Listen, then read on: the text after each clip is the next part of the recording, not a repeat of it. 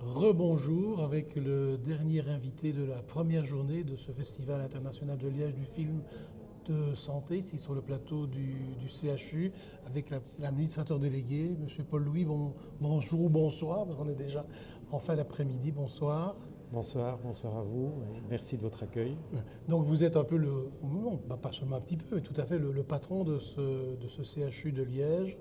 Alors, accueillir un festival international de santé, est-ce que c'est vraiment dans les missions du CHU? Vous savez, un CHU, comme dit son nom, c'est un centre hospitalier universitaire. Et dans le mot universitaire, vous avez trois missions: l'enseignement, la recherche et les soins cliniques. Et dans l'aspect enseignement, c'est la diffusion d'informations. Et Images et Santé a cet objectif-là, c'est de diffuser de l'information à la fois aux patients potentiels et patients aussi, le grand public, oui. L'étudiant, mais aussi les médecins en formation et les étudiants en médecine et les étudiants en général. Donc on retrouve là la dimension universitaire de cet hôpital qui est non seulement de prodiguer des soins de qualité, mais aussi de les allier à l'enseignement, à la recherche et la haute technologie. C'est pour ça que le centre hospitalier universitaire s'est mobilisé dans une intervention comme celle-ci. Donc on consacre en investissement direct, si vous voulez, dans ce festival, de l'ordre de 60 000 € sur 2 ans, avec le conseil médical, et je salue l'intervention du président du conseil médical, le professeur Malaise. Et donc voilà en coût direct, si vous voulez, mais on le fait dans le cadre de nos missions. Et d'autre part, il y a tout ce qui vous entoure ici, où les équipes du CHU, et je les remercie toutes et tous, se sont mobilisées. Vous avez les médecins, les chirurgiens en salle, les cardiologues aujourd'hui, c'était la salle hybride qui sont là. C'est une partie du service communication, c'est les infirmiers, c'est les coordinateurs. Donc tout ce personnel se mobilise. Et pendant ce temps-là, je veux dire, on ne fait pas autre chose. Le personnel qui s'est consacré à Images et Santé, nous ne soignons pas les patients pendant ce temps-là. D'autres équipes le font, donc c'est un effort supplémentaire qui est fait. Maintenant, certains patients sont quand même soignés puisqu'il y a des retransmissions d'opérations chirurgicales en direct. Tout à fait, oui. Tout à fait. Alors, vous avez parlé justement de ce personnel, c'est peut-être l'occasion de rappeler que le CHU, c'est quand même important. Il y a quelques chiffres que vous avez cités tout à l'heure en préparant cette interview qui m'ont même surpris. 4600 personnes qui travaillent. Donc il y a 4600 personnes qui travaillent sur les différents sites du CHU.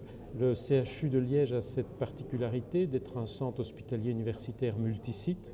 Donc nous avons des sites hospitaliers à la fois sur Esneux, sur les Bruyères à Chênay et sur le site du Sartillement. Et c'est 4600 collaborateurs, plus de 650 médecins salariés, 200 médecins indépendants, c'est 1600 infirmiers et infirmières, c'est 1500 administratifs. Et tout ce personnel... 700 000, combien pas d'hospitalisation, mais il y a 700 000 consultations et actes techniques sur une année, à peu près en moyenne, et 38 000 admissions.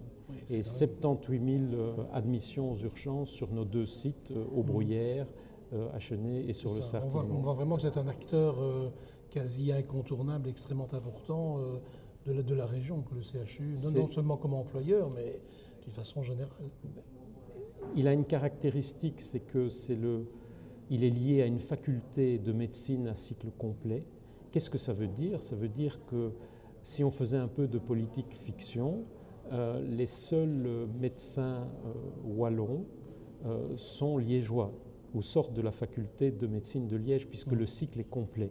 Les autres hôpitaux universitaires sont sur Bruxelles, et Montgaudine, qui est universitaire, n'a pas une faculté à cycle complet attachée.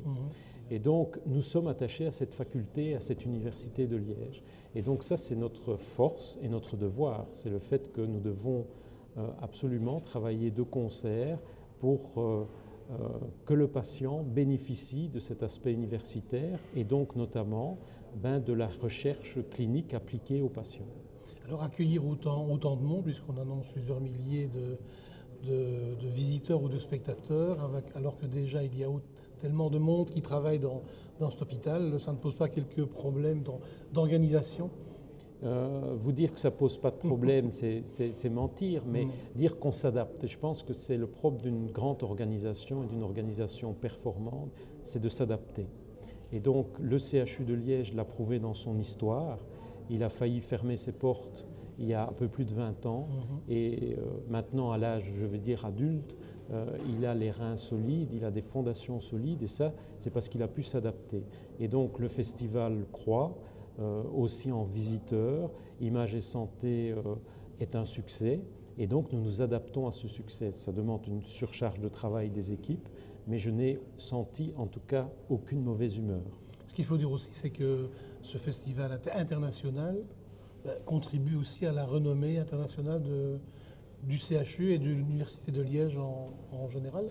Mais je pense que c'est par des actions comme ça que l'on se fait connaître. Je vous dirais que il y a l'adage qui dit qu'on est rarement reconnu dans sa propre région et nous sommes quand même relativement bien connus, je veux dire, malgré que nous soyons on dit le CHU. Le CHU, on est quand même connus et ceci participe à la fois au rayonnement international et au niveau régional. Je pense qu'on doit absolument faire en sorte que l'on comprenne les caractéristiques d'un hôpital comme celui-ci. Nous soignons comme les autres hôpitaux. Je ne dis pas qu'on soigne mal dans les autres hôpitaux, on soigne bien aussi dans les autres hôpitaux, mais en plus de cela, cet hôpital lié à cette faculté a 2 missions supplémentaires. La collectivité attend de cet hôpital deux missions supplémentaires. C'est qu'elle forme les médecins de la région et au-delà de la région, et d'autre part qu'elle participe par des publications et des recherches à l'avancée de la médecine de pointe, et qu'elle utilise un appareil de haute technologie. À ce sujet-là, parce que vous parlez d'innovation, il y a une première, on dit européenne, peut-être mondiale, mais en tout cas européenne, jeudi, cette retransmission d'une opération en 3 dimensions. Ça va bien dans le sens que vous dites, justement de la recherche et de l'innovation qui sont nécessaires. Je veux dire, c'est une complémentarité. Là, ce ne sera pas nécessairement de l'innovation médicale, mais on sera dans une adaptation de moyens techniques et d'informations modernes à une diffusion d'informations. Et en venant vous voir, là, j'avais deux étudiants qui demandaient « c'est quand la 3D ?» C'est bien jeudi. Donc, je veux dire, c'est une manière aussi d'attirer un public et de créer des vocations. Nous en avons besoin. Je vous remercie beaucoup, Paul-Louis. Voilà, c'était le dernier invité de cette première journée du Festival international de Liège du film de santé. On se retrouvera donc demain avec d'autres invités. Bonsoir.